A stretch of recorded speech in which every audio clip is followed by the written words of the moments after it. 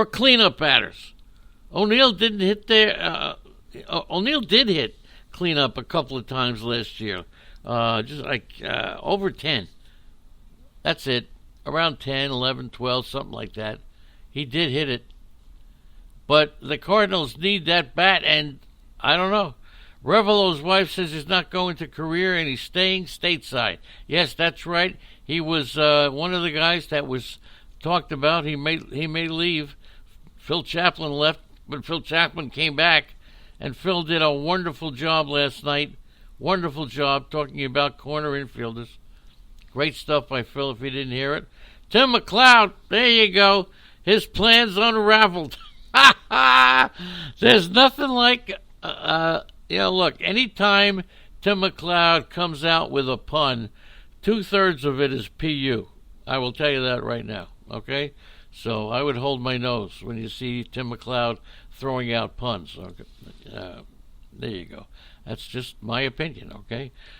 So anyway, the Cardinals now have been reported to be in the Nolan Arenado sweepstakes. And then they say Arenado's off the table, then he's back on the table. And after the trade that they made for Lipitor, right away, that was the first thing that was thought. So they need that middle of the order hitter. Now Ozuna was an average hitter throughout the last 4 seasons, but if you take a look at his analytics, there may be room for improvement. He ranked in the top 7% of hitters in exit velocity, according to StatCast, and also the top 4% in percentile of hard hit balls. So that shows that he could even do better. And he'll be motivated knowing that he's going back on the free agent market next year, and this time without the qualifying offer.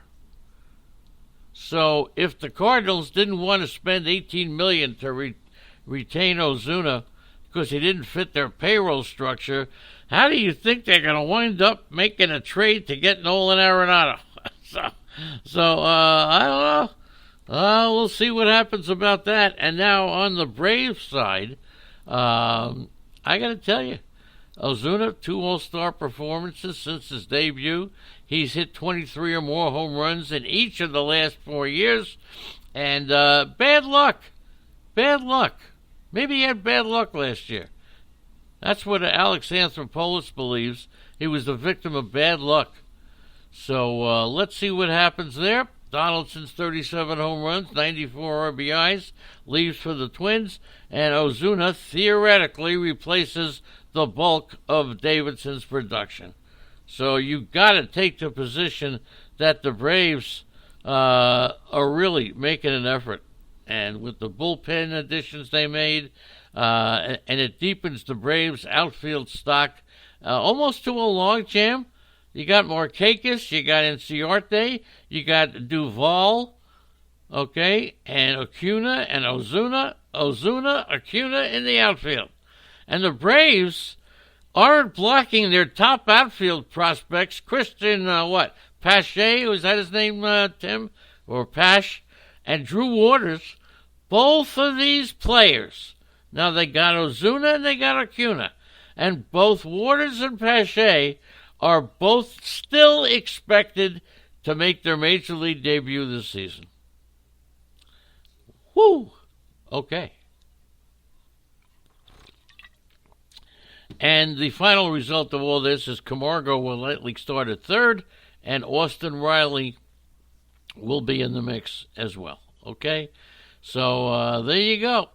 That's the Ozuna situation. The only thing about Ozuna is that defensively there's a lot of uncertainty there. He won the gold. Remember, Ozuna won the Gold Glove in 2017, and we still have an uncertainty about his defense. Okay?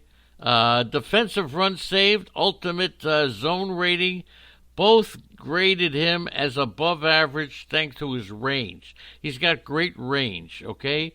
StatCast's outs above average metric pegged him at -9. So, at the very least, he shouldn't really be a liability for the Braves, and there's a certain potential that he could do better. So, we'll see. Let's go on to the Minnesota Twins, and let's see what their lineup looks like. Right now, if you had to write it in, I would put Max Kepler leading off. I would put Donaldson second, Nelson Cruz third, Eddie Rosario fourth, Miguel Cano fifth at first base, Jorge Polanco sixth at short, Mitch Garver seventh at catcher, Byron Buxton would be eighth, and Luis Arraz would be the second baseman. Not a lot of stolen base potential there, but he would be the second baseman, okay? And there you go. Okay, so there it is. Holy cow, by the way. Let's get on to a couple of Kansas City players because I found it very interesting. Jorge Soler, who set a new high water mark for home. High water mark. I'm getting really, fancy with my new vocabulary. It was most homers in a season for a Cuban-born player. He passed Rafael Palmeiro's record from 1999 to 2001. 48 home runs, the third highest total in Major League Baseball, a career high in games played, RBIs, walks, runs scored, doubles, on-base percentage. So let's see the big question. As I talk to people, I got a lot of questions on Jorge Soler. I also get a lot of questions on Ian Kennedy, who made the transition to bullpen after spending his career as a starting pitcher. He didn't move into the closer role until May. He got 30 saves, fourth most in the American League. 28 of those saves came between May 30th and the end of the season. And he led the team in appearances. He became the fourth pitcher. Since the stats started in 1969, he became the fourth pitcher. Only 4 pitchers. Now, I'm going to ask a trivia question. 4 pitchers to record a 20-win season and a 30-save season. Who were the 4 pitchers, Ian Kennedy being one of them, to get a 20-win season and a 30-save season? Anybody want to dive in on that one? The pitchers, there were 4 of them, but I'm only asking you if I'm telling you one of them, and that's Ian Kennedy. Who were the other 3? Donkey was one of them. The Amazins is here. The Amazins, listen to yesterday's New York Met thing, if you can. Yep, Smoltz for sure, and George Wright, Smoltz, and Derek Lowe and Eckersley. There you go. So you got him. Eckersley, not Lee Smith. He didn't win 20 games. But Smoltz, Derek Lowe, and Dennis Eckersley. How about that one? All right? Final year of the contract for Kennedy. And, of course, Royals 29. He knows it. He knows all this stuff. Don't you there, Kevin? Okay? So let's see. For those of you who believe that that's the motivator, there it is. That's the motivator. And what about Whit Merrifield? He's 30 years old. He led the majors with 206 hits and became the first hitter to lead the majors in hits in back-to-back years since who? Who was the last hitter to lead the majors in back-to-back hits before Whit Merrifield? Okay? So he scored 105 runs, played all 162 games. Who was the last hitter to get back to lead the league in back-to-back hits? Okay, let's get right here now. Let's get to the wonderfully talented Cincinnati Reds. And Motzinger's not here. We have a large Cincinnati contingent, and none of them are here today. That's awful. That's brutal. That hurts my feelings, okay? But anyway, we'll still talk about the Cincinnati Reds. Let's just check into the chat room and say hello to everybody with Tim McLeod leading the way. Wasn't Altuve, it was Ichiro Suzuki, Phil. Andrea got the answer first. Holy cow. It was Ichiro Suzuki, led the league in hits 2 years in a row. Okay, now let's go on to Cincinnati. You ready for Cincinnati? Look, pitchers and catchers, 3 weeks? I'm thinking that the Cincinnati Reds are the most improved team in the National League Central. They signed Moustakas, outfielder Shogo Akiyama. They signed lefty Wade Miley, and they were 75-87 last season. They got to make up ground against the St. Louis Cardinals, who have now lost Ozuna, the Milwaukee Brewers, I don't know what they're doing, and the Chicago Cubs, I don't know what they're doing, and they may even lose Chris Bryant. So if the Reds, and by the way, the over-under on the Reds is 83.5. Boy, that seems very tempting to go more over on 83.5. But if the Reds want to be considered the favorites, they have more to get. They have more to do. But here's the thing: the Cincinnati Reds still have some financial flexibility. Okay, and they upgraded their roster without trading any prospects, and the specter of Francisco Lindor is still there. No, I don't mean specter. I don't know what that means, okay? The possibility of Francisco Lindor, and the reason, and I'll say it again, because if this shit happens, you guys better remember it. Nobody remembered that I called Carlos Beltran out as Met manager 2 months ago. I didn't get any support for that.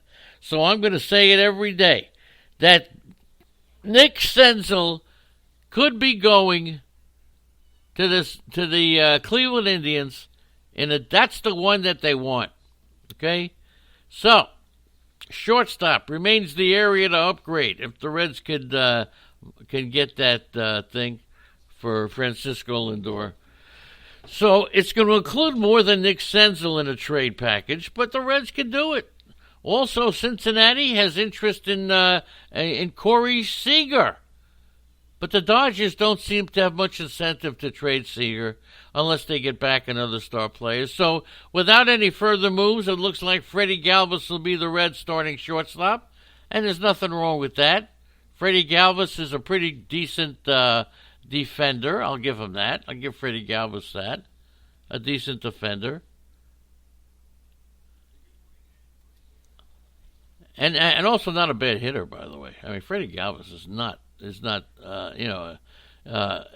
chicken feed. Freddie Galvis is okay. Freddie Galvis was drafted in our draft yesterday, okay? So, Freddie Galvis, Red starting shortstop, solid defender, below average hitter. He had a career of 23 homers last year, but he had a .296 on-base percentage, and that's 27 points below what the league average is for on-base percentage. Now, so there could be another move there, and nothing's been ruled out. And there was no draft pick attached to Nick Castellanos, and they want to add another arm to the bullpen. The top relievers are Brandon Kinsler and Pedro Strop. They did sign Tyler Thornburg to a minor league deal. They have committed over $100 million. They have committed over $100 million to free agents this offseason. So I say that the Reds, 15-1 to win the Central Division, I think that's a great pick.